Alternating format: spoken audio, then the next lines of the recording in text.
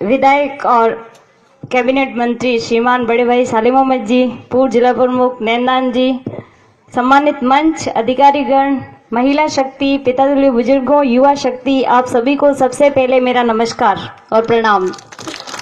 आज बहुत खुशी की बात है, जैसे 4 साल आम जनता तो भुगतती है, जो पद पे होते हैं जिनसे उम्मीद हो जाती है, जैसे कि खेतोलई पंचायत ने मुझे भी 100% वोट दिए, मैं आपकी बहुत बहुत आभारी हूँ।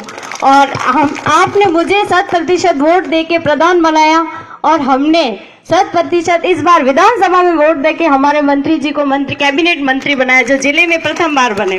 तो खेतोलई हमेशा से ही एक लहर की तरह रहती है, जहाँ रहती है वहाँ वन साइडेड रहती है। तो आप सबका बहुत बहुत धन्यवाद, जो आपने कांग्रेस में विश्वास दिखाकर इस बार कांग्रेस को ज्यादा से ज्यादा वोटिंग की और महिलाओं ने बढ़ चढ़ के वोटिंग की। तो मैं महिलाओं को स्पेशल थैंक्स देना चाहूंगी। मैं तो आपकी बच्ची ही हूँ, आप ही के पंचायत से हूँ, हमारा घर तो एक ही है, तो यहाँ आना मुझे इन्वाइट की जरूरत नहीं है, मैं ऐसे ही आ जाऊंगी। हमने 4 साल बीजेपी गवर्नमेंट में, मैं प्रधान थी और आज हमारे चेयरमैन साहब नहीं आए थे, हम दोनों ही बहुत प्रताड़ित हुए। कोई भी काम करो हमें ऊपर से नहीं करने देते थे, लेकिन अब हमारी कड़ी से कड़ी जुड़ी है, लेकिन एक कड़ी बची है, जो है लोकसभा इलेक्शन। तो अगर वो भी आपके सहयोग से जुड़ जाएगी तो इस विकास में कोई कमी नहीं आएगी। हमने देखा भाजपा गवर्नमेंट ने कोई काम नहीं किया, सिर्फ जुमलों और भाईचारे को खत्म करने की कोशिश की। किस तरह बीजेपी गवर्नमेंट ने, कल हमारे किसी सभा में मैं बैठी थी, कल उडानिया किसी सभा में गई तो वहां भाजपा के जिला अध्यक्ष जी आ गए, उन्होंने हमें बोला कि राहुल गांधी फेल हो गए इसीलिए प्रियंका गांधी को आप ले आए। मैंने उनको बोला यहाँ के सभी स्थानीय कैंडिडेट फेल हो गए थे, इसीलिए आप संत प्रतापपुरी महाराज को ले आए। उनके पास कोई जवाब नहीं था।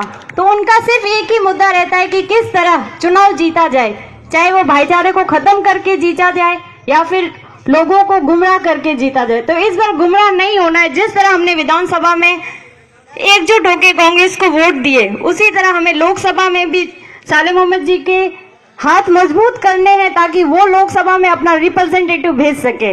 जो अगर हम लोकसभा में वोट देंगे तो वो सालिम अहमद जी को वोट देंगे। ऐसा नहीं मानना है कि जोधपुर आप उनकी कर लो, लेकिन वो भी कांग्रेस के, तो हमें उसी तन मन धन से खड़े होकर उनको वोट देना है। तो यहाँ की जो समस्या है, पानी की समस्या है, मैं अभी जयपुर गई थी, मुझे सौभाग्य मिला साहब के साथ मीटिंग में जाने का।